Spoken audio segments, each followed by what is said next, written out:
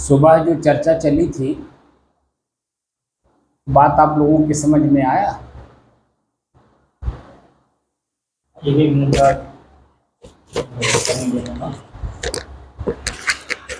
हाँ एक मिनट का जो हाँ, सुबह क्या बताए हैं? एक घड़ी जो काम किए हो उसका मतलब जैसे श्वास को आप देखे तो क्या देखे उसमें?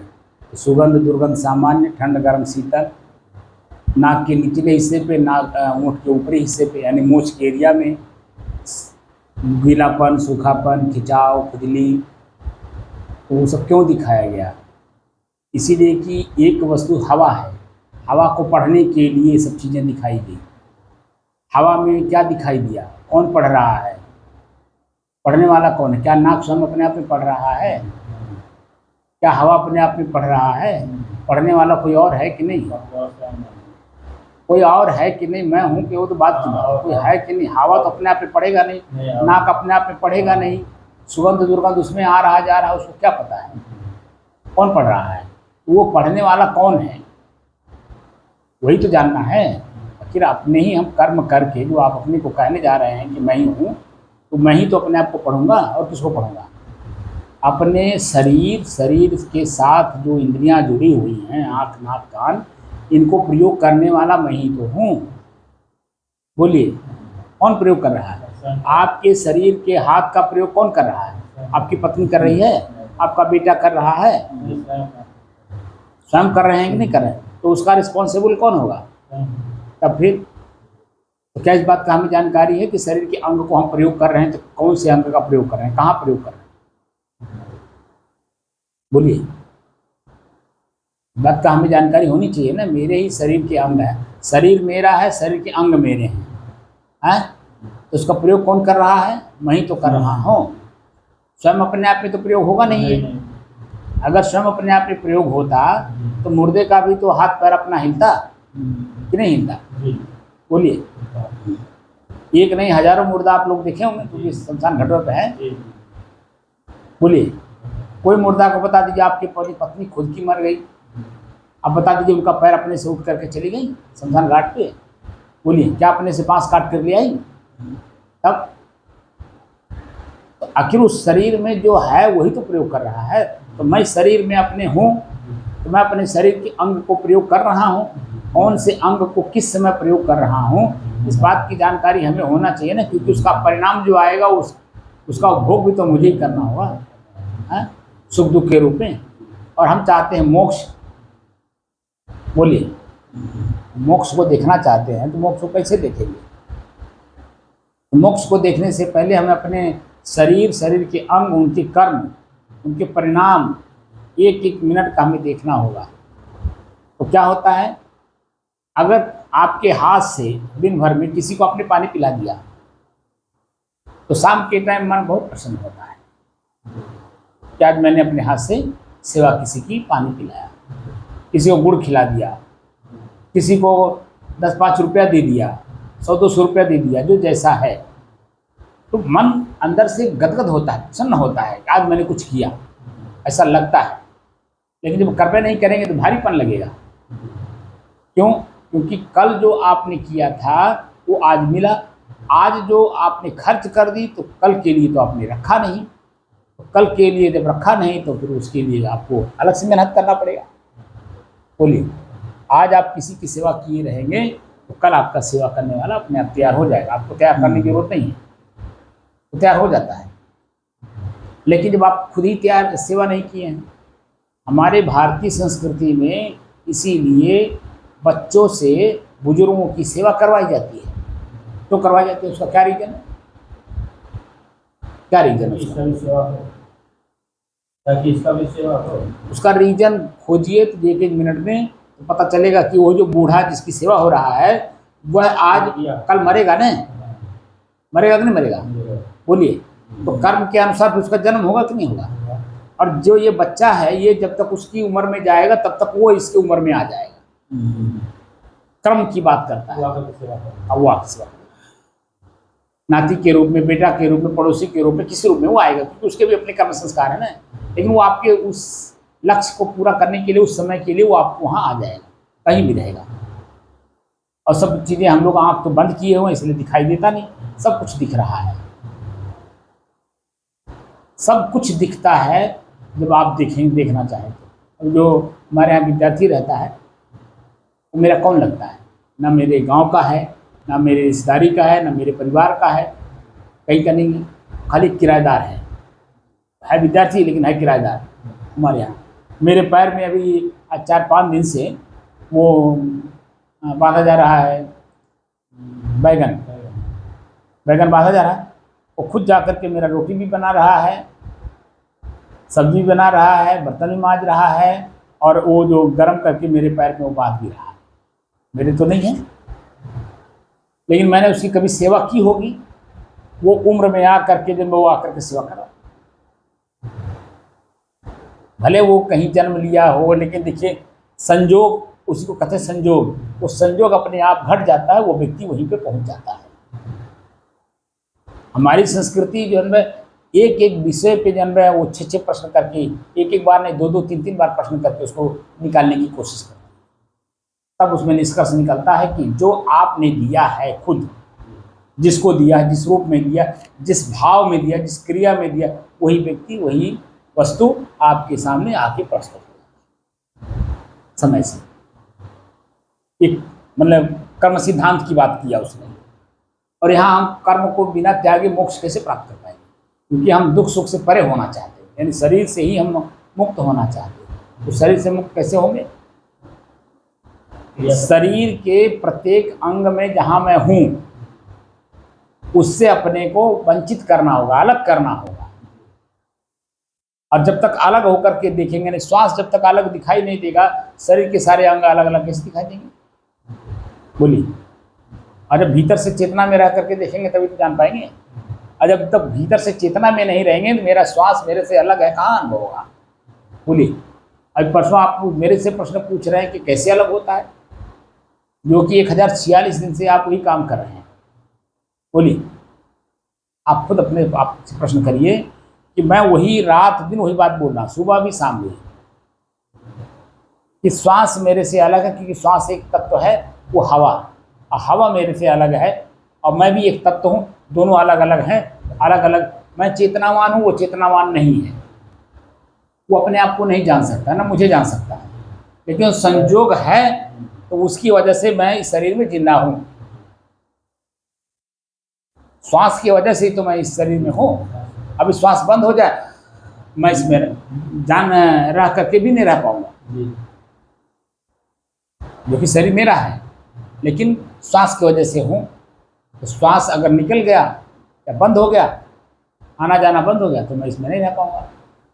जो कि वो नहीं जानता अपने आप को, मैं जानता हूँ, उस श्वास को भी जानता हूँ, अपने आप को भी जानने की कोशिश कर रहा हूँ, और अपने कर्म को भी देखा, अपने सिद्धांत को भी देखा, सब कुछ देखता हूँ, लेकिन वो नहीं जानता। जब तक अलग अलग नहीं देखेंगे तब तक मेरी जो वृत्ति है वो उसकी गहराई में जाएगी नहीं, और उससे अपने आप को अलग करेगी नहीं, और अपने आप में आकर के तृप्त होगी नहीं। इसीलिए मैं हमारे जो ऋषि शुरू में मैंने आपको बताया था कि इस वेदना और संवेदना के आधार पे देखना है। वेदना कहते हैं कष्ट को, संवेदना कहते हैं सुख को। सुख दुख के आधार पे जब देखेंगे तब हमारी श्वास हमसे अलग है मालूम पड़ने लगता है, और उसमें जो वेदनाएं आती हैं, कष्ट आते हैं, जैसे दुर्गंध आ रहा तो कष्ट आ रहा है ना। संवेदना का मतलब सुगंध है, सुगंध का मतलब आनंददायक।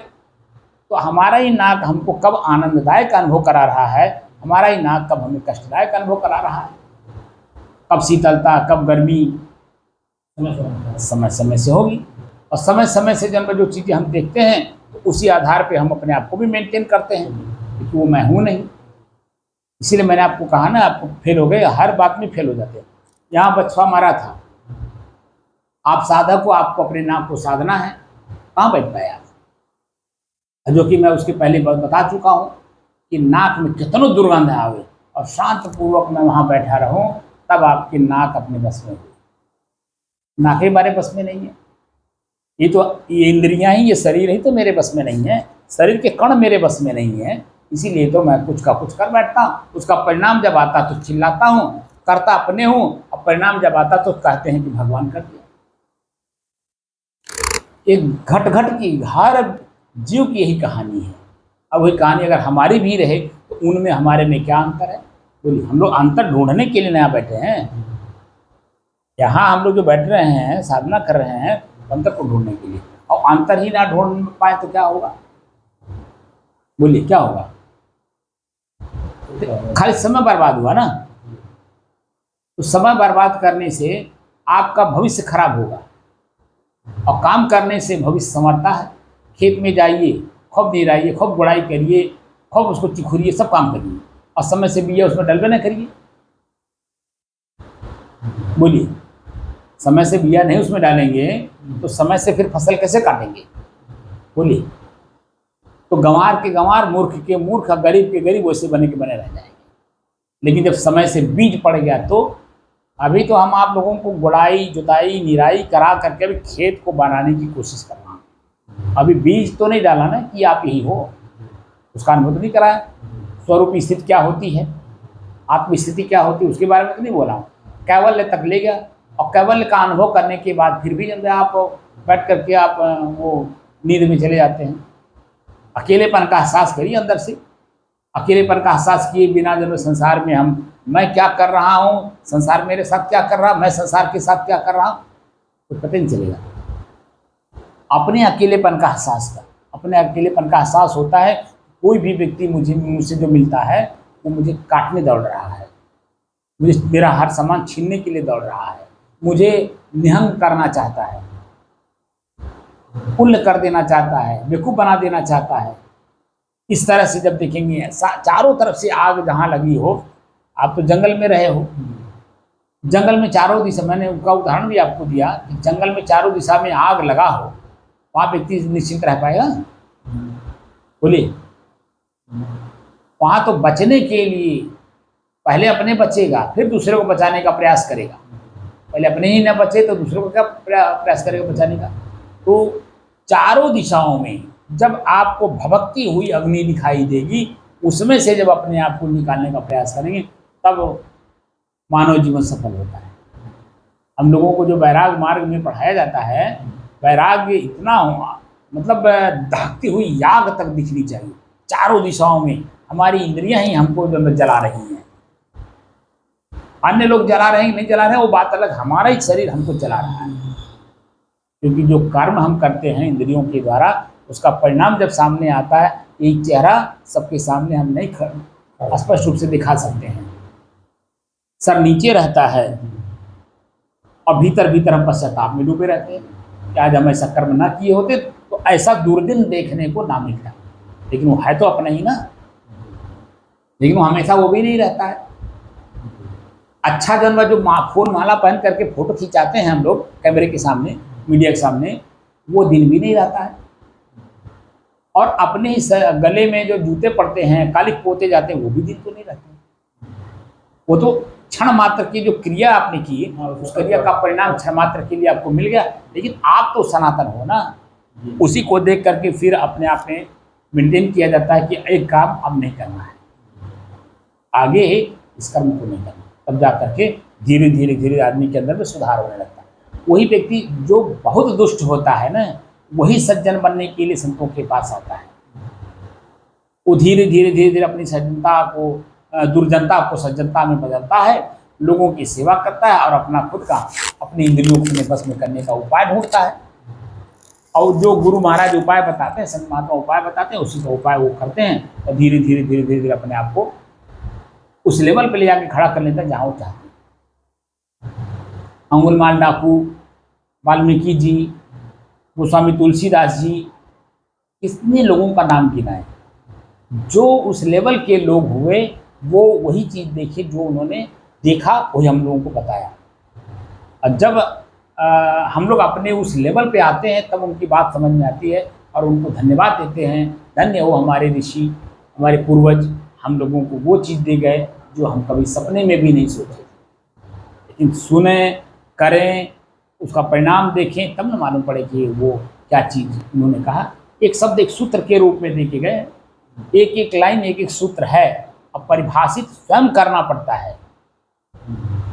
स्वयं को परिभाषित करने के लिए एक लक्ष्य बना करके जब चलते हैं तो बीच में जो व्यवधान आते हैं उसी को पढ़ना होता है। लक्ष्य हमारा वहाँ है, बीच बीच में एक एक परग हम चल रहे हैं, तो कहाँ पे कांटा है, कहाँ कंकड़ है, कहाँ पत्थर है, कहाँ गड्ढा है, कहाँ सांप बैठा है, कहाँ सांड है, हर कदम में देखना होता है और हर कदम बचा करके अपने लक्ष्य की ओर जाया जाता है। तब जा करके उस समय में जो अपने लक्ष्य को पूरा कर लेते हैं, मतलब एक एक परख चल करके, तब कितनी आनंद भीतर से होती है, सुख का आनंद होता है, अनुभव होता है कि मैंने बिच्छू से बच गया, कंकड़ से बच गया, कांटा से बच गया, गड्ढे में गिरने से बच गया, सांड से बच गया। वो जब मंथन करते तो मन में प्रसन्नता होती है, कैसे बच गए। कभी कभी आप साइकिल चलाते होंगे, कभी कभी साइकिल जब जाना कहीं चला जाता है कहीं, तो कहते कैसे चला गया, अपने ही अपने ऊपर प्रश्न आ जाता कि साइकिल यहाँ कैसे यहाँ आ गया। होता नहीं होता है? कई बार ऐसा होता है, गड्ढे में गिरने जा रहे हैं, पता नहीं कैसे जनवर वहाँ गड्ढे से बच करके बगल आ जाता है और अपने को हम बचा लेते हैं। और कभी कभी बचते बचते जनवर गड्ढे में गिर जाते हैं। दोनों बात होती है ना। अब दोनों समय में अपनी बुद्धि खुद काम नहीं करती, जो क्योंकि जिस समय में हम पैडल मारते रहते हैं उस समय में कुछ सोचते रहते हैं। हर पैडल पे हमारा दिमाग कहीं और रहता है, अपने उस काम पे नहीं रहता है। मैं चल रहा हूँ, पैडल मार रहा हूँ, सामने क्या उस पर नहीं रहता, आँख खाली रहता है, मन कहीं और रहता है। क्योंकि आँख अलग है, मन अलग है, इसीलिए अलग अलग वस्तुओं को अलग अलग देखने की जरूरत है और देख देख करके हम अपने आप को उस लेवल पे जाते हैं।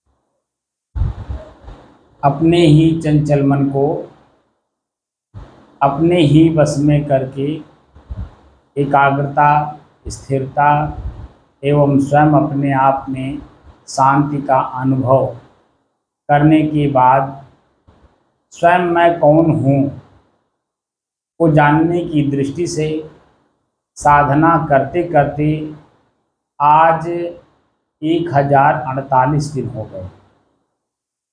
तारीख 20 सितंबर सन 2024, दिन शुक्रवार, सायंकाल का समय।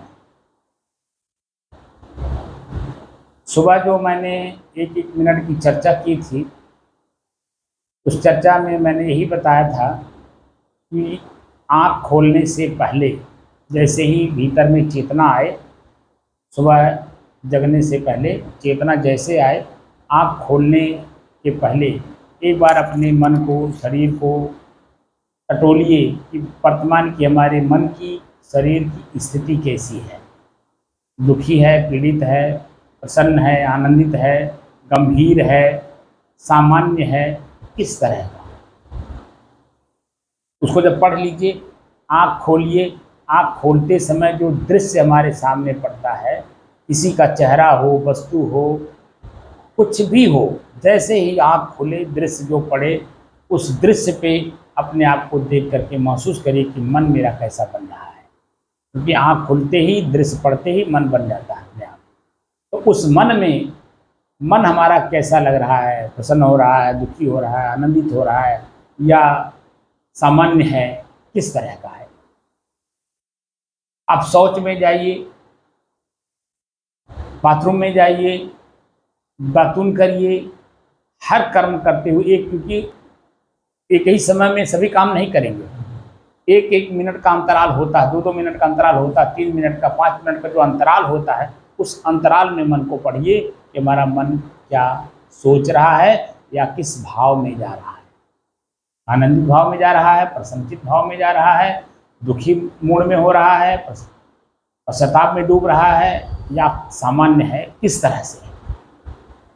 तो वहाँ आप देखेंगे कि इंद्रियां जो हमारी है, शरीर के आँख, कान, नाक, जीभ, हाथ, पैर, वो जिस कर्म को करेंगे उसके परिणाम को भी आपको देखने का मौका पा जाते हैं। मन किस तरह से बन रहा है, और वही फिर एक एक कदम जब आप घर से लेकर के आश्रम तक आइए तो आप देखेंगे कि सड़क पार कर, बीच में सड़क है, अन्य लोग भी मिलते हैं, तो सामने किसका चेहरा पड़ रहा है, उसको देख करके हमारे मन में मनोभाव कैसा बदल रहा है। कल उसको मैंने देखा था तो कैसा मनोभाव बदला, आज उसे देख रहा हूँ तो हमारा मनोभाव किस तरह बदल रहा है, दुखी हो रहा है, पीड़ित हो रहा है, प्रसन्न हो रहा है, आनंदित हो रहा है, या सामान्य है, किस तरह का है। मन से भाव उत्पन्न हो रहा है, राम राम करूं कि नहीं करूं, साहिब बंदगी करूं कि ना करूं, वो करे ना करे, हमारे मन में क्या उत्पन्न हो रहा है उसको हम करें कि ना करें। क्योंकि मैंने आपको बताया था कि पहले नमः सो गुरु नमः, पाछे नमः सो शीस, और देखा देखी जो नमः ताका दर्शन फीक। जो ज्ञानी होता है उसका कर्तव्य ही बनता है वो झुके। सामने वाले को अगर झुकाना है तो सबसे पहले अपने आप को झुकिए, सामने वाले स्वयं झुक जाएगा। लेकिन हम खुद अकड़े हुए हैं तो सामने वाला क्यों, क्योंकि वही चेतना उसके अंदर में जो आपके अंदर में है, तो वो आपको भाप लेता है। जैसे आप उसको भापते हो ना, वैसे वो भी भाप लेता है, क्योंकि जो हम सोचते हैं वो वाइब्रेट करता है, तरंग उड़ती है। हमारी तरंग और आपकी तरंग एक में मिलती हैं, हमारी मनोभाव जिस तरह से बदलेगा उसी तरह से आपका भी मनोभाव बदल जाता है। हम यहाँ चर्चा कर रहे हैं मन की एकाग्रता, मन की स्थिरता, मन का शांत होना। जब हम एक एक मिनट पढ़ेंगे तो हमारा मन चंचल हो रहा है कि स्थिर हो रहा है कि एकाग्र हो रहा है, या जो हम काम करने के लिए एकदम बिल्कुल अपना कमर कसे हैं साधना का, उसमें वो वहाँ तक जाने में मन सहयोग कर रहा है कि नहीं, आनंदित हो रहा है कि नहीं, प्रसन्नचित हो रहा है कि नहीं, मन खिन्न हो रहा है कि आनंदित हो रहा है, किस तरह का मनोदशा हमारी बदल रही। जब हम पढ़ते हैं तो हमारे अंदर में पता चलता है कि हम एकाग्र हैं या नहीं, हम स्थिर हैं या नहीं, हम प्रसन्नचित हैं या नहीं, हम भीतर से अपने आप में शांत हैं या चंचल हैं, परेशान हैं या दुखी हैं, बेचैन हैं या पीड़ित हैं, किस तरह का मनोदशा हमारा बन रहा है। उसी मनोदशा को वहीं रुक करके उसे शांत करके तब अगले क्षण के लिए कुछ सोचिए, बोलिए, करिए जो मन हो। इसीलिए हर पद्धति को बताई जाती है कि हम अपने ही मन को पढ़ें। मन को पढ़ते पढ़ते पढ़ते पढ़ते हम जिस चीज़ को जानना चाहते हैं स्वयं जान जाते हैं, क्योंकि वह जो जानना चाहते हैं वह भी एक आपका लक्ष्य है। कोई भी लक्ष्य हो, हर व्यक्ति कोई अपना लक्ष्य लेकर के काम कर रहा है, और हमारा लक्ष्य एक विशेष है। इस शरीर से अब तक बहुत कुछ हो चुका है, इसी शरीर से भी, इस शरीर के पहले भी मैंने बहुत कुछ कर रखा है, लेकिन वो दिखाई नहीं देता क्योंकि वो शरीर है नहीं। और इस शरीर से 5 साल से लेकर के और अब तक इस आँख से जो देखे, कान से जो सुने, जीभ से जो स्वाद लिए, लिंग से जो काम किए, पैर से जहाँ चल के गए, हाथ से जो कुछ भी किए, वो एक एक मिनट का आप अगर आप देखना चाहें तो खाली मन को एकाग्र करिए, स्थिर करिए और शांत करिए। और शांत मन से अपने 5 साल की अवस्था में आप जाइए और वहाँ देखिए कि मेरे मित्र कौन कौन लोग थे, मेरे माता पिता का चेहरा कैसा था, भाई बंधु का था, पड़ोसी का, कौन लोग थे, और आज वो लोग कहाँ हैं। इस तरह से जब पढ़ेंगे तो देखेंगे शरीर से कहाँ गलती हुई है, किसके साथ गलती हुई है, किस रूप में गलती हुई है, गलती हुई कि सही हुआ, अच्छा हुआ कि बुरा हुआ, वो सब आपको देखने को मिलेगा एकदम टीवी की सीन की तरह। भीतर से अपना ही कर्म अपने को दिखाता है, क्योंकि वो स्टोर रूम में है। बुद्धि उसी को कहते हैं जो कैच करता हो, स्थिर करता हो, उसी को बुद्धि कहते हैं। और आपके यहाँ धारण क्षमता है, और इतनी धारण क्षमता है कि उसमें देखिए हम लोग जब से सवेरे 4 बजे जगते हैं, लगातार देखते ही रहते हैं, लगातार सुनते ही रहते हैं, लगातार बोलते ही रहते हैं। लेकिन हमें नहीं मालूम कि वो स्टोर हो रहा है। शाम को इसीलिए बैठ के बताया जाता है कि एक बार अपने पूरे दिन भर का जो कर्म है उसको एक बार पढ़िए। और इसका उदाहरण मैंने आपको दिया था, जो साहूकार हैं, दुकानदार हैं, जी वो देखिए काम करते हैं, लेकिन काम का आकलन भी शाम को करते हैं बैठ करके। सब जब दुकान बंद हो जाता है तो बैठ करके आकलन करते हैं 1 घंटा, माल कहाँ से आया, कितने का आया, और आया भी तो कितनी दूरी से आया, किस साधन से आया, कितना खर्च लगा, हमाली में, ठेले पे या रिक्शा पे, माने उस पर कितने आदमी लगे। सामान सूरत यानी गुजरात से चला और बस्ती पहुंचना है, तो जितना भी उसमें खर्च हुआ रहता है सब उसमें इंक्लूड किया जाता है, जोड़ा जाता है। उसके ऊपर दुकान का खर्चा, बिजली का खर्चा, आए गए की खर्चा, जो नौकर हैं उनका खर्चा, सब कुछ जोड़ करके उसमें सब जोड़ इंक्लूड करके तब उसका कीमत रखा जाता है। कंपनी आपको बना के दे देती है, मिल आपको बना के दे देता है, लेकिन दुकानदार आप देखे होंगे कि दुकानदार उसकी कीमत लगाता है। क्यों दुकानदार अपनी कीमत क्यों लगाता है? दुकान वो तो मिल को कीमत लगा करके देना चाहिए ना, बोलिए। लेकिन मिल अपना कीमत लगा कर दे सकता है। नहीं, वो तो उस पर छाप नहीं मारता है। आप कभी भी आप देखेंगे वो छाप नहीं मार के देता है कोई। हाँ, दुकान वाले मारते हैं, मैं ये कह रहा हूँ, तो देता अपना कीमत तो लेकर के देता है। लेकिन यहाँ दुकानदार जो उस पर अपना मुहर मार करके जो कीमत लगाता है और लिखे रहता है एक ही रेट, फिक्स रेट, एक ही रेट फिक्स रेट लिखा रहता है, ठीक है। वो क्यों करता है? क्योंकि वो जो माल लेकर के वहाँ मान लिया उसने 100 रुपये में लिया और यहाँ पहुँचते पहुँचते 200 रुपया लगा, 250 रुपया लगा, 300 रुपया लगा, एक्स्ट्रा लगा है ना, उसको ट्रांसपोर्ट खर्च कहते हैं। वो जो खर्च लगा तो कहाँ जोड़ेगा? बोलिए, वो कहाँ से उसी पे जोड़ेगा ना, उसी से उसको निकालना है ना। तो उसके ऊपर किसके ऊपर बर्डन पड़ा? जो ग्राहक है, जो वस्तु लेगा उसी के ऊपर तो पड़ेगा। लेकिन बनिया जानवर देखिए कितना अपना वो करता है, सब कैलकुलेट करके, कैलकुलेशन करके उसकी कीमत में लगा देता है। हर प्रकार का उसको बैठिए, कभी उसके साथ बैठ करके देखिए, और वही चीज़ें हमें अंदर से करना है अपने आप में। हमारी आँख हमारे अपने रूप को देखती है, किसको देखी तो क्या देखी, उसमें क्या मिला? दुख मिला, सुख मिला, हानि मिला, लाभ मिला, क्या मिला? परिणाम में शाम के टाइम जब बैठ करके एक बार सोने से पहले आप जब अपने आप को पढ़ते हैं तो रात में सुख की नींद आती है, क्योंकि जो गलती हुई रहती है वो महसूस हो जाता है कि गलती यहाँ हुई है, इनसे हुई है। लेकिन दूसरे दिन जब हम मिले उनसे तो अपनी गलती का एहसास उनको करा दे, भैया गलती हमसे हो गई थी, क्योंकि उनको एहसास है, लेकिन हमको अपने आप को में उसको दबा लिए हैं। अरे गलती हो गई तो क्या हुआ, तो हमें मार दी है। भाषा इस तरह का करने से वो जो स्टोर है ना, वो आपको देने के लिए अगले जन्म में आना पड़ेगा, उसी लेवल पे आपको जाना पड़ेगा। जिस लेवल पे गलती किए हो उसी लेवल पे गलती वो करेगा और आपको पीड़ा होगी। जैसे आप गलती किए हो तो सामने वाले को पीड़ा नहीं होती है। आपके साथ कोई गलती करता था, आपको पीड़ा नहीं होता है, स्वाभाविक बात है पीड़ा होता है। जब पीड़ा हुआ तो उस पीड़ा का जो परिणाम है, दुख बार बार चुभता है कांटे की तरह, याद हो करके, तो वो तो नहीं रहेगा ना। जब हम गलती का एहसास कर लेंगे और सामने वाले से क्षमा मांग लेंगे, बार बार पश्चाताप नहीं होगा, बार बार वो चुभेगा नहीं अंदर, क्योंकि हम खुद उसके साक्षी हैं कि हमने गलती क्षमा मांग ली है।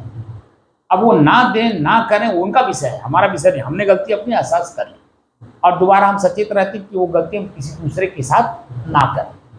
उनके साथ तो बिल्कुल नहीं करना है, लेकिन अन्य लोगों के साथ भी ना हो, क्योंकि परिणाम वही होगा, मेरा मन बार बार हमें पश्चाताप में डुबोएगा, चुभेगा, वो कांटे की तरह चुभता है। स्थिर हम हैं, हम क्या निष्कर्ष निकला? हम शुद्ध हैं, शांत हैं, स्थिर हैं और एक रस हैं। लेकिन ये जो इंद्रियां हैं, आँख, कान, नाक, जीभ, हाथ, पैर, पूरा शरीर, ये हमको क्षण क्षण बदलते रहते हैं। जो कि मैं स्थिर हूँ, एक पूरा टुकड़ा हूँ, टुकड़े छोटे छोटे टुकड़े में नहीं है, पूरा एक चीज, एक वस्तु हो पूरा ना, लेकिन उसमें टुकड़ा टुकड़ा हो गया है। किसने किया टुकड़ा? हमने खुद अपने ही शरीर से, शरीर के पार्टों से कर रखा। बस में एक एक मिनट पढ़ेंगे तो मन की जो स्थिति बनती है वो स्थिति एकदम आपको लास्ट में ले जा करके हल्का करती है, एकदम शांत, और इतनी गहरी शांति में ले जाएगी आपको कि आपको कब नींद आ गई, कब नींद खुला, आपको पता नहीं चला। एकदम शांत अनुभव करके देखिए। अनुभव तो हम लोग करते नहीं, खाली सुनते हैं, हम बोलते हैं, आप सुनते हैं, बस कुछ करते नहीं। भीतर से वो कर करके देखिए, तब हमारी बात कितना वजनदार है, कितना हल्का है, अपने आप समझ में आ जाएगा। आपसे मैं बोलता हूँ, आप तो उसका वजन नहीं लेते हैं, लेकिन ये जो वीडियो बन करके अपलोड होता है यूट्यूब पे, लोग सुनते हैं, उनको वो लगता है, लेकिन एक माध्यम बना करके हमारे तक भेज रहे हैं, हमको उसका वजन लेना। कईयों के फोन आ रहे हैं। आज भी एक गोपाल नाम का आदमी है, राजस्थान का, रायगढ़, कौन सा, कुछ जिले का नाम ही नहीं याद आता है। वो अभी काफ़ी देर तक बात किया, कल 2 लोग बात किए। उनको लगता है कि हम कोई ऐसा मिला जिसके साथ हम कुछ अपनी वार्तालाप कर सकते। कल तो एक आदमी डरता हुआ बात किया कि मतलब मैं कुछ आपसे बात कर सकता हूँ। मैं कहा बिल्कुल बात कर सकता हूँ। मैं तो इनवाइट करता हूँ क्रॉस क्वेश्चन करने के लिए, क्योंकि जिज्ञासु जो होता है उसी के मन में प्रश्न उठता है। जो समाज को देखता है, देख करके छटपटाता है अपने आप में, उसी के अंदर में क्रॉस क्वेश्चन आता है, आखिर मैं कौन हूँ, ये क्या हो रहा है, ये जो आप कह रहे हैं करने के लिए, श्वास देखने के लिए, मैं श्वास को देखा तो देख के क्या करूँगा, श्वास को देख के क्या करूँगा, क्या उसका हमें लाभ मिला। ये सब चीज़ें जिसके अंदर में छटपटाहट होती है, वो आपको, आपसे जो भी आप कहने के लिए, करने के लिए कहते हैं, वो तुरंत प्रश्न करता है, इसको करके हमें क्या लाभ मिलेगा। कोई देखिए, बहुत से लोग हैं जिसकी बुद्धि एकदम मूढ़ हो जाती है, पढ़ा लिखा नहीं है, अनपढ़ है, गंवार है, और बार बार वही जो किया हुआ उसी को याद कर करके बोलता रहता है, सुनता रहता है, करता रहता है। वो मूढ़ व्यक्ति को कंठी दे दिया जाता है, एक मंत्र दे दिया जाता है, राम राम रटो। आज आप अयोध्या गए होंगे, मंदिरों में आपने देखा होगा, ढोल बजा बजा करके खूब बड़े चाव से हरे राम हरे राम हरे राम हरे राम हरे, करते नहीं हैं, राम राम करते कि नहीं करते। वो इसलिए कि वो मूढ़ हो गए हैं, किसमें, विषय वासना में। और आज भी जन्म में उनको अगर हम विषय वासना से बचने का उपाय बता भी दूं तो नहीं करेंगे, क्योंकि वो एक न एक पीछे पिछलकू लगाए हुए हैं। आपने देखा होगा आपके इसमें क्या नाम है, वैष्णव संत में, आप देखिए जो संत वास्तव में संत हैं, वो तो अपने में मस्त है, अपने भजन में, वो समझते हैं कि मैं कुछ क्या करा। लेकिन उनके पास जो जाते हैं मूढ़ लोग, उनको जन्म है वही राम राम रटने के लिए, आप वहाँ वृंदावन जाइए तो कृष्ण कृष्ण राधे कृष्ण रटने के लिए, सीताराम सीताराम करने के लिए, समझे ना। और जगह देखिए हमारे कबीर पंथ में ओम नमः कबीराय, ओम नमः कबीराय, ओम नमः कबीराय, जहां देखिए। तो इसलिए कि वो मूढ़ हो गया। अभी अच्छी बात बताऊं तो पकड़ेगा ही नहीं, इसीलिए उसको दे दिया जाता है जाप कर। अब वो नर्सरी क्लास का चीज़ है, और नर्सरी क्लास की चीज़ें जो पकड़े ही रह गया, आगे बढ़ा ही नहीं, वो ये लकीर का फकीर बना हुआ है। आगे बढ़ने के लिए आपको एक चेतना दी जाती है कि यहाँ से शुरू करो, क्योंकि अध्यात्म है। और अध्यात्म के बारे में मैंने बताया था कि स्वयं मैं कौन हूँ, क्या कर रहा हूँ, ये शरीर के अंग मेरे हैं, इनका मैं सदुपयोग कर रहा हूँ कि दुरुपयोग कर रहा हूँ, मैं कर क्या रहा हूँ।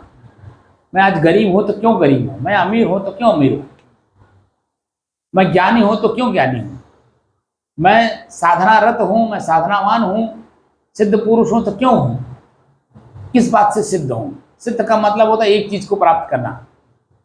जैसे आप कभी कभी संतों की वाणी सुने होंगे, अरे भोजन प्रसाद सिद्ध हो गया कि नहीं, भोजन प्रसाद सिद्ध हो गया कि नहीं, मतलब पक गया कि नहीं, पक गया मतलब परिपक्व हो गया कि नहीं, मैंने वो ग्रहण करने योग्य हो गया कि नहीं। सिद्धता का मतलब उसे ग्रहण करने योग्य हो गया कि नहीं। तो एक एक सिद्धि लोग प्राप्त कर करके घूम रहे हैं, और जो कि अपने आप को पाने में ये सिद्धियां बाधक हैं। आप क्या नाम है, पतंजलि दर्शन उठा के पढ़िए और जरा गंभीरता से पढ़िए, वो किसी चीज को नहीं वहां स्वीकार करता है। सिद्धि को भी उसने जन्म कहा कि ये तो जब आपके रास्ते का रोड़ा है, और फिर भी जो में लोग सिद्धि किए जा रहे हैं, लोगों को बेवकूफ़ बनाए जा रहे हैं। अरे लोगों को क्या बेवकूफ़ बनाओगे, आप खुद बेवकूफ़ बन रहे हैं, वासना जन्म में आपके ऊपर हावी है। क्योंकि मैं जो देखा हूँ सिद्धियों में, जैसे मान लीजिए आग तापना भी एक सिद्धि है। बड़े बड़े खरही लगा लगा, खरही समझते हैं ना, पुआल का, ऐसे पुआल की खरही की तरह बड़ा बड़ा वो कंडों का, हाँ, हिटौर, एक नहीं सैकड़ों ऐसे दूर दूर तक लगा करके, और उसी के बीच में बैठ करके अपना, और खूब जनता जन। आप हरियाणा और राजस्थान में जाइए, हरियाणा राजस्थान गुजरात इसका बोलबाला ज़्यादा है। हरियाणा राजस्थान और गुजरात और कुछ जो है आपकी पंजाब में भी है, हिमाचल में भी है, मैंने उधर है। तो वो सिद्धि प्राप्त की, मैंने लोगों में आकर्षण हो कि अरे इतनी भयंकर आग के बीच में कैसे बैठे हैं। बस इतनी सी बात उनके दिमाग में डालते हैं। ढोल नगारा पीट करके खूब बाकायदे प्रचार होता है महीनों दिन तक, बस समझे ना, खूब प्रचार होगा, लोग जुटते हैं वहाँ आकर के। जैसे आप यज्ञ करते हो ना, यज्ञ जो करते हो, हवन यज्ञ, तो उसमें आप देखिए कथा वार्ता अलग हो रहा है, भंडारा अलग चल रहा है, यज्ञ अलग हो रहा है, हवन हो रहा, तो उसका प्रचार प्रसार खूब नहीं होता है। तो गांव के लोग जो है पूरा श्रद्धा से, भाव से, प्रेम से सब समर्पित रहते हैं, रुपया पैसा धन दौलत परिवार समाज सबको लेकर के समर्पित रहते हैं। और उसमें आप देखेंगे कि अंतिम क्षणों में या अंतिम दिनों इतनी भीड़ होती है, तो आप शरीर छिल जाता है, इतनी भीड़ होती है, उसका प्रचार किया। लेकिन निष्कर्ष देखा जाए तो क्या हुआ, कहा नहीं कुछ, कैसे हुआ, बहुत कुछ निष्कर्ष निकलता है।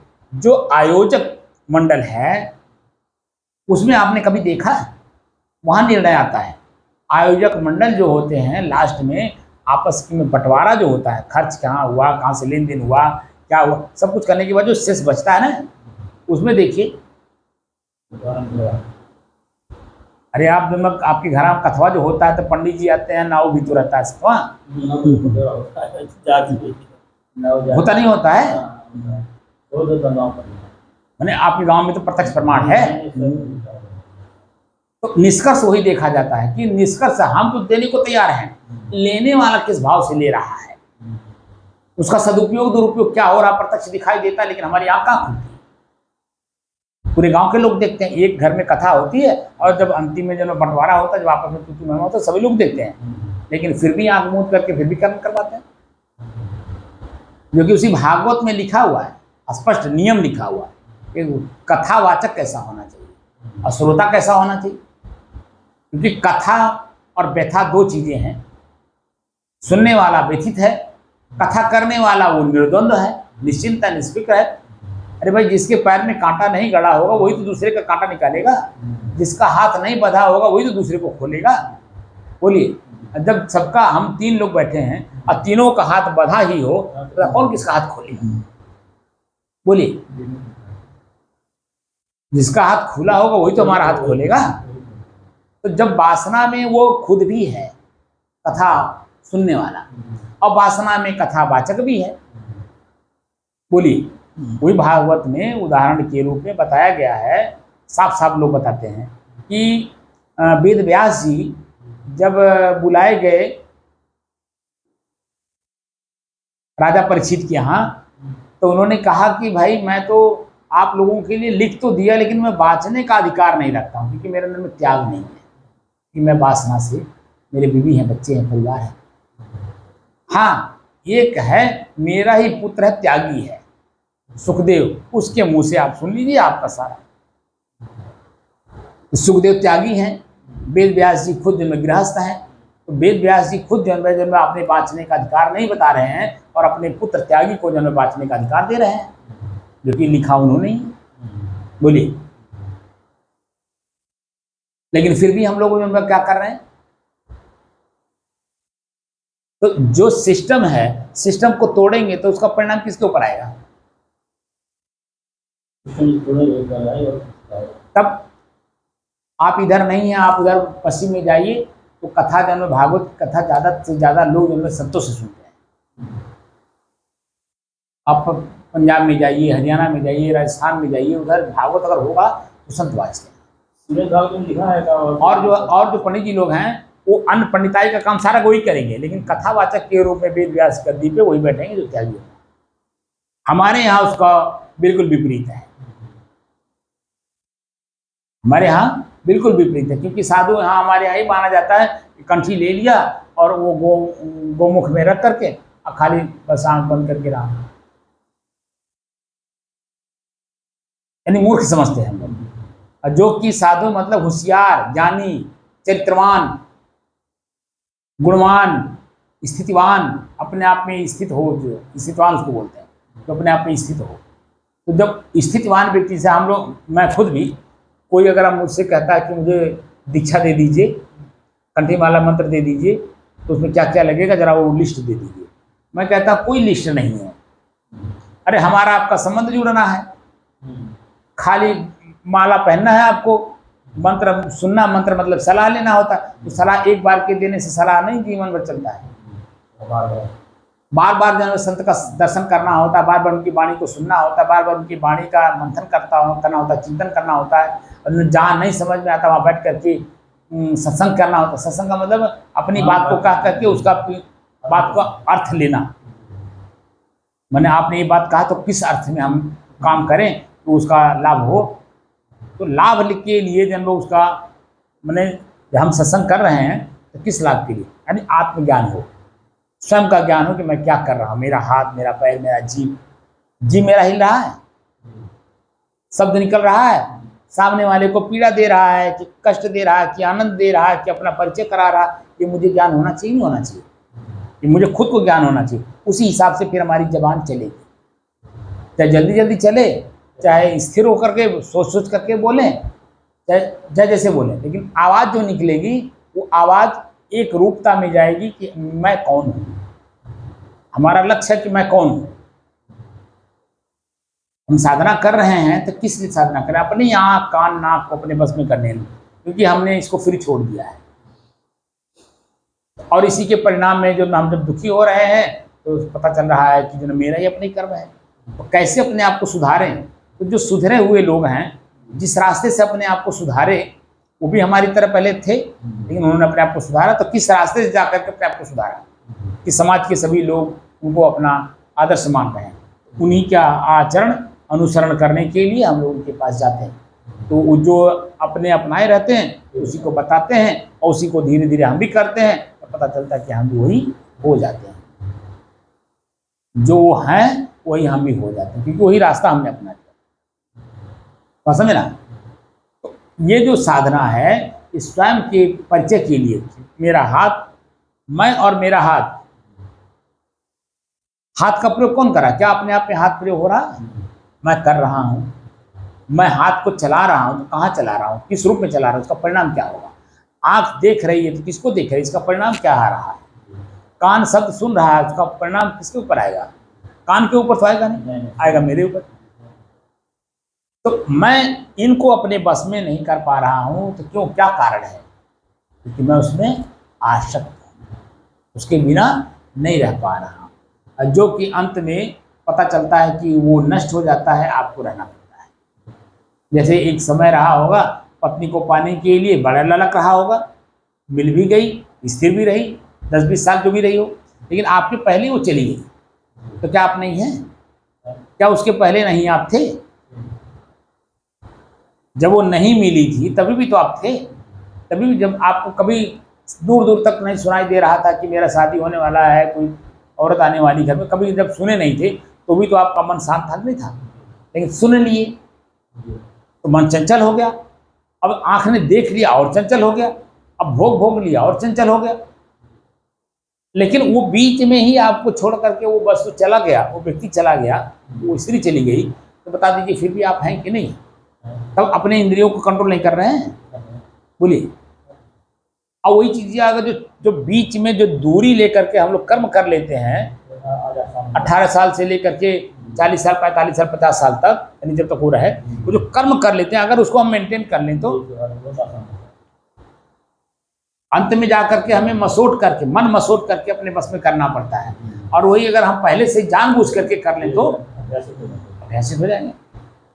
किसी न किसी रूप में हमें अपने शरीर को अपने बस में करना पड़ता है कि नहीं करना पड़ता। अगर ना करें तो समाज चल पाएगा? सभी लोग मनमानी हो ही जाएं, बोलिए, तो कहीं ना कहीं किसी न किसी रूप में डर है ना, और डर करके आदमी अपने आप को कंट्रोल कर रहा है नहीं कर रहा। वही अपने आप में ही अगर अपने खुद में देख करके डर जाइए, इसका परिणाम ये आने वाला। तो पहले से अगर डर आ गया अपने आप बच जाएंगे। कोई देख नहीं पाएगा, जान नहीं पाएगा, लेकिन आप तो जान रहे हैं कि मेरी आंख ने देखा तो मेरे मन भाव में क्या बदलाव किया, आकर्षण लाया। आकर्षण जन में हमको उसके पीछे पीछे दौड़ाने जा रहा है, अपना काम छूट जाता है। लेकिन जैसे ही हम उसको देख करके और अपने आप को बचा लेते हैं तो अपने काम में मशगूल हो जाते हैं, उस काम से बच के शाम को सोते समय वो मन प्रसन्न होता है, गदगद होता है, आदमी गलती से बच गया। और उस गलती से जैसे बचते हैं इतना आनंद अनुभूत होती है कि पूछो मत। भीतर से आनंद की स्रोत आपके अंदर में है, खुद वो जैसे बचते हैं ऐसा मालूम पड़ता है कितना आनंद आने। लेकिन जब कर्म कर लेते हैं तब क्या होता है, आनंद तो आनंद की तरफ चला जाता है, लेकिन अपने हम उस कर्म का परिणाम जब भोगने लगते हैं तो मन खिन्न होने लगता है, परेशान होता है, पश्चाताप में डूबता है, क्योंकि उसका परिणाम भी देना होगा। आज आप उसके ऊपर चढ़े और कल जब आपका शरीर स्त्री का हो जाएगा, वो उसका शरीर पुरुष का होगा, जब आपके ऊपर चढ़ेगी तब आपको समझ में आता है। वही डर लगता है कि जब हमने किसी को दिया जो कुछ या लिया किसी से कुछ, उसका भी देन लेन हमारा बाकी रह जाए, कर देना पड़ेगा। आज हम उससे ले रहे हैं, कल हमें उसे देना पड़ेगा। आज उसे हम दे रहे हैं, कल उससे हमें लेना पड़ेगा। तो हम ना किसी को दें ना किसी से लें, तो मैं जो हूँ वह रह जाऊंगा कि नहीं। लेकिन जब देन लेन कर रहे हैं तो वही वो जो देन लेन है ना, वही अपने को हम मान लेते, भाई लहले बाटी तो देव पर करी और लहले बाटी तो देव पर करी। भाषा उत्पन्न हो जाता है। जब लिए हैं तो लेना, जब लिए हैं तो देना भी पड़ेगा, और जब दिए हैं तो लेना भी पड़ेगा। वो क्रम चलता रहेगा ऐसे, वो झूले की तरह। नीचे आप बैठते हो, झूला ऊपर आपको लेके जाता है, फिर ऐसे धीरे धीरे धीरे धीरे फिर वहीं लेके आता है। ऐसे क्रम चलता रहता है, समय के आधार पे क्रम चलता रहता है। अब फिर वहीं उतर करके फिर वहीं आप लौट के आते हो जहां से आप गए। इसीलिए जन्म जन्मांतर का जो भी कर्म है वो आज ही हमें दूर दृष्टि देख करके काम करना होता है। जैसे अंग्रेज लोग जो आपने देखा होगा, कोई भी काम करते हैं तो कंपनी बनाते हैं। ईस्ट इंडिया कंपनी आई, 200 साल का लक्ष्य लेकर के काम की, और 200 साल का लक्ष्य लेकर के जो काम हुआ है, आप देखें रेलवे आपके भारत के लिए कितनी बड़ी एक आय का स्रोत बना के गए। जो बिल्डिंगें उन लोगों ने बनाया 200 साल का लक्ष्य लेकर के, आज भी वो बिल्डिंगें खड़ी हुई हैं। और आपके लोग जो आज बिल्डिंग बना रहे हैं उसका कई गुना खर्चा भी हो रहा है, लेकिन वो 10 से 20 साल नहीं चल रहा है। यहाँ तक कि आपने देखा होगा अपने कलेक्ट्रेट बस्ती का जब बना है अभी नया वाला, पहले साल ही जब वो जो बारिश हुई, वो डीएम साहब के जब अपने चैम्बर में उनके ऊपर चूने लगा पूरा, खूब चल मीडिया वाले उसका वहाँ से उड़ाए। बता दीजिए हम लोग क्या कर रहे हैं, उनका कितनी दूरगामी दृष्टि थी। तो सर जितने भी लोग बनवा रहे हैं उतने भी लोग टेंडर के बेचे हो बनवा कर, पहले से बनवा था, ईंटा था, पत्थर था, सरिया था, बहुत चले वो तो हमारा उसको मतलब हम खाली ये है, मतलब दूरगामी देखे बढ़िया बनाते थे अंग्रेज, यहाँ से बढ़िया बना। हम क्या कह रहे हैं, वो कोई भी काम करते हैं 200 साल आगे का सोच के करते हैं। आज काम कर रहे हैं 200 साल के आगे के लिए। यही आपने देखा होगा रेलवे ट्रैक बनाए, लेकिन उसके लिए जमीन कितनी छोड़े हैं, क्योंकि जब उनको मालूम है ना, क्योंकि पूरे विश्व में भ्रमण करते हैं और वही काम वो पूरे विश्व में हर जगह कर रहे हैं। तो उनको पता है कि जनरेशन बढ़ेगी, जनरेशन बढ़ेगी तो ट्रैक भी बढ़ेगा, संसाधन भी बढ़ाने पड़ेंगे। संसाधन बढ़ाने के लिए संसाधन पहले से जो ट्रैक है इससे बनाएंगे आप। इसीलिए आप देखे होंगे कि पटरी के बीचों बीच इधर उधर कितने जमीन छोड़ रखे हैं। हम 3 ट्रैक 4 ट्रैक हम बना करके अपना ट्रेन हम चला सकते हैं। मैं इस बात को क्यों कहा, इसका जिक्र क्यों किया, इसका जिक्र इसलिए क्या, हमारी दृष्टि खुद की जन्म ये तो 200 साल तक है ना, हमको तो 1000 लाख तक पीछे जाना होगा। क्योंकि मैं पहले कब से आ रहा हूँ मुझे नहीं मालूम है ना, मैं पीछे कब से आ रहा हूँ, पता है आपको? अनादि खाली शब्द कह रहे हैं ना। और आगे भी अगर मान लीजिए आप चूक गए तो आगे भी कितना रहेंगे आपको मालूम है। इसीलिए आगे पीछे दाएं बाएं इसीलिए बात की जाती है। दूरगामी दृष्टि दिया, दूरदृष्टि यानी परिणाम दृष्टि, दूरदृष्टि और तीसरा नेत्र। भगवान शंकर जी को तीसरा नेत्र था। वो तीसरा नेत्र क्या था? परिणाम दृष्टि। समाज जब आपस में कट मर रहा था, उन समाज को बदलने के लिए उन्होंने पूरा एक सिस्टम दिया। उस समय में लोगों को आपस में प्रेम से रहने के लिए सिस्टम दिया। शिवलिंग क्या है?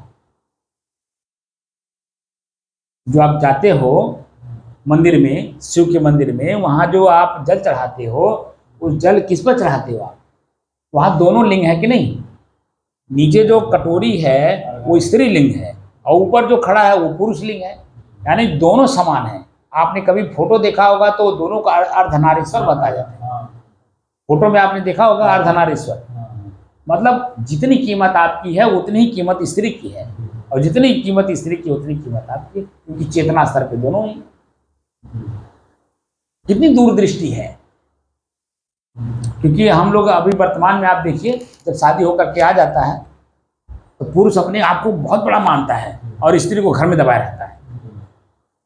लेकिन विदेशों में आप जाइए, दोनों बराबर के हिस्सेदार हैं, दोनों आप जब नौकरी करते हैं, दोनों पैसे कमा के लाते हैं, दोनों एक साथ रह करके पूरा जीवन यापन करते हैं। और हमारे यहाँ हम एक को दबाए रहते हैं, अरे कोई छीन न ले, कोई उठा न ले जाए, कोई ये न करे, वो न, घूंघट में उसको रखते हैं, दबा के रखना। जो कि चेतना स्तर पे आप देखिए तो दोनों एक ही है। घर का सारा काम वही करती है, आप क्यों करते हो, आप तो बाहर का करते हो। तो इसीलिए बनाया गया था कि आप बाहर से लाई तो घर में देखें, घर में वो आपको बना के खिलाएं। एक दूसरे को पूरक बनाया गया है, मित्रवत व्यवहार करने के लिए कहा गया है। शादी मतलब मित्रवत व्यवहार, क्योंकि वहाँ अनुबंध नहीं है, वो तो प्रेम है, एक साथ जीवन जीने के लिए। जैसे और लोग अनुबंध करते हैं, हमारे यहाँ अनुबंध नहीं है, हमारे यहाँ प्रेम है। प्रेम है तो हम दूसरे एक साथ हैं, प्रेम टूटा तो तुरंत छोड़ के चले गए। फिर वो कितने बच्चे आपने पैदा किया उसके शरीर से, कितना आपने उसके साथ क्या दुर्व्यवहार किया, वो कुछ नहीं देखती, बस सीधे छोड़ के चल देती है, क्योंकि वो भी वही है जो आप हैं। हमारे महापुरुष 1000 साल लाख साल पीछे भी जाते हैं और 1000 लाख साल तक आगे भी जाते हैं। वर्तमान के कर्म से हम पीछे आगे दोनों देख करके वर्तमान में कर्म करते हैं, तब अपने शरीर को, अपने मन को, अपने इंद्रियों को अपने बस में कर ले जाते हैं। और जब हम दूरगामी अभी आज ही जब 1 घंटे 2 घंटे का आगे पीछे का नहीं देख के काम कर रहे हैं, अरे जो हो तो देखल जाए, ये सब क्या है? नाकामीपना है, निकम्मापना है। और कौन कौन से शब्द का प्रयोग करें वहां? अपने आप को हल्कापन है, जब हम आगे पीछे कुछ सोच ही नहीं रहे। और जब वो परिणाम आता तो चिल्लाते हैं, तो भावधार में पड़े रहते, कोई बचाने वाला भी नहीं रहता, क्योंकि आपने तो जानबूझ के किया ना। अगर जान करके करें, देख करके करें, समझ करके करें तो कर्म नहीं करेंगे।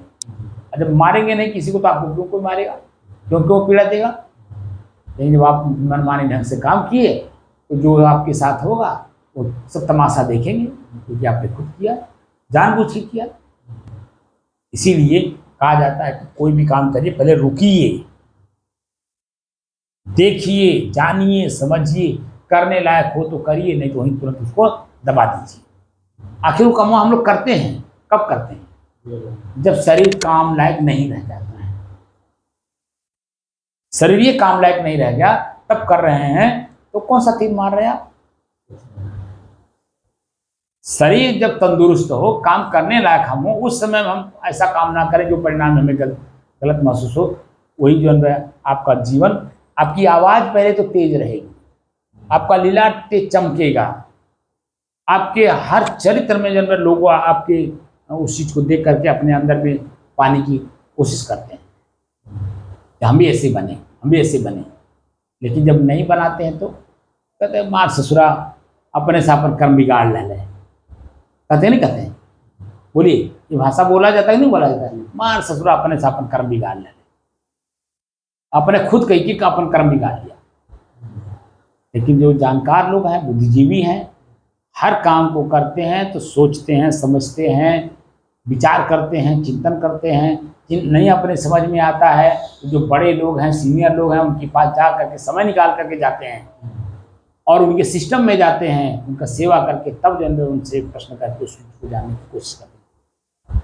बड़े लोग, ऊंचे लोग क्यों हैं? तो बैठ करके आपस में बातचीत करते हैं। हम लोग छोटे क्यों हैं? लड़की बर्तन मांज रही है, हम झाड़ू लगा रहे हैं, बात किए जा रहे हैं।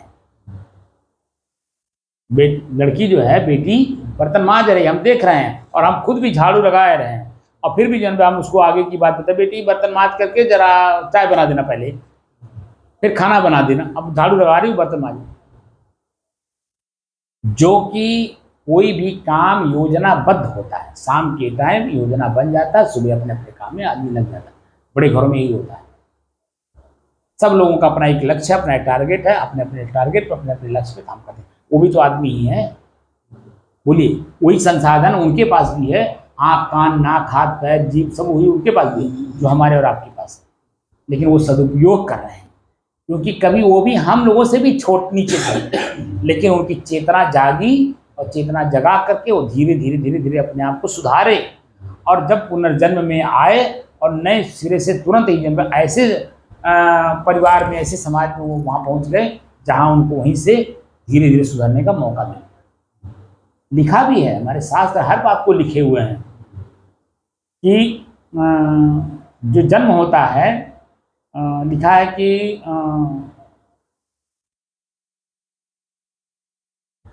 अरे देखिए उठ नहीं रहा है, वो श्लोक है, संस्कृत का वाक्य है, श्रीमताम गेहे। श्री मतलब होता संपन्न। संपन्न आदमियों के घर में आपका जन्म होता है, क्योंकि पहले से आप अपने सुधार किए हो ना, और जिस तरह से सुधार किए हो, जिसके साथ आप रह करके जो अभद्र कार्य किए थे उसके साथ जो आपने सुधार किया है, वही उसी के घर में आप जा करके जन्म लेते हो, क्योंकि वो श्रीमान है, संपन्न। श्री का मतलब इसी संपन्न होता है, हर प्रकार की संपन्नता। इसीलिए आपके नाम के आगे श्री लगाया जाता है कि हर प्रकार से संपन्न है। वही आँख, वही कान, वही नाक, वही जीभ, वही पूरा शरीर तंदुरुस्त है, यानी संपन्न है आप अपने आप, इसलिए नाम के आगे श्री लगाया जाता है। लेकिन शरीर से संपन्न है ना, अभी बुद्धि, दिल, दिमाग जो समाज में प्रदर्शन होना चाहिए, वहाँ कहाँ हम संपन्न है, बोलिए। इसीलिए हम श्री नहीं वो लगा सकते। श्री नाम लिखिए अपना। श्री लगाने का मतलब है कि आंतरिक रूप से, भौतिक रूप से, दोनों रूपों से जो संपन्न होता है उसी को आदर्श सूचक शब्द में श्री लगाया जाता है, जो संपन्न है, क्योंकि वो किसी को कष्ट नहीं देता है, पीड़ा नहीं देता है। और वही चीज हम लोगों को सीखने के लिए बैठे हम लोग। तो कुल मिलाकर के जो भीतर की हमारी अपनी शक्ति है, उसी शक्ति को जगाने के लिए चर्चा चल रही है, और इसीलिए पढ़ाया जा रहा है कि एक एक मिनट का अपना खुद का पढ़ाई करिए, ताकि अपने को जान सकिए कि मैं कौन हूँ। क्योंकि एक एक मिनट का जो कर्म का संस्कार परिणाम में मिलता है, वो परिणाम मैं नहीं हूँ। वो परिणाम बदल भी सकते हैं हम। आज मान लीजिए हमने आपको गाली दिया, उसका परिणाम कल हमको 100 गाली मिल गया, हमने वहीं उसको प्रतिक्रिया कुछ नहीं की, तो उसका वो परिणाम वहीं खत्म हो जाए, आगे के लिए कुछ नहीं रह जाएगा। तो कर्म हम बदल भी सकते हैं, कर्म बना भी सकते हैं, कर्म मिटा भी सकते हैं, कर्म हम करके उसे फिर दुख सुख भोग भी सकते हैं। हम जाना चाहते हैं अपने आप को मोक्ष की ओर, कैवल्य की ओर, स्वरूप स्थिति की ओर, आत्मस्थिति की ओर, निर्वाण की ओर। जो बड़े बड़े शब्द हैं यही हैं। और अगर ये लक्ष्य है तो एक एक मिनट का जब पढ़ाई पढ़ेंगे तब आपको पता चलेगा ये तो मैंने अपनी गलती खुद की है, और अपनी गलती हमें खुद सुधारना होगा। मेरी गलती मेरी पत्नी नहीं सुधार सकती, वो सुधारेगी तो अपने लिए सुधारेगी, मैं सुधारूंगा तो अपने लिए, क्योंकि हम लोग यात्रा में हैं। कौन रास्ते में कहाँ मिल गया, कितनी देर तक हमारे साथ चलेगा, कोई पता नहीं। हमको यहाँ से बम्बई जाना है, ट्रेन से जाना है, रास्ते में बहुत सारे लोग अगल बगल मिल जाते हैं, बातचीत होती है, मालूम होता है कि ये परिवार हो गया। लेकिन जिसका स्टेशन जहाँ आया, पहले कोई उतरा, कोई बाद में उतरा, हम लास्ट में उतरे। लेकिन उतरना तो पड़ेगा ही ना ट्रेन पर से। शरीर रूपी ट्रेन से हमको उतरना पड़ेगा, चाहे पहले उतरे चाहे बाद में उतरना पड़ेगा ना। अब इस बीच में जो लोग मिलेंगे वो यात्री ही हो, वो भी यात्रा पे हैं, उनका भी अपना लक्ष्य है, हमारा भी अपना लक्ष्य है, हम भी यात्री। तो यात्रा हमारा समाप्त होना चाहिए। हम लोग साधना क्या है, यात्रा समाप्त, हमें कहीं आना जाना नहीं है, क्योंकि मैं एकदम स्थिर वस्तु हूँ। अगर कुछ आ जा रहा है इधर उधर तो प्रकृति में हो रहा है, न कि मैं मेरे में हो रहा है ना। तो मैं कौन हूँ, मैं एकदम बिल्कुल स्थिर हूँ।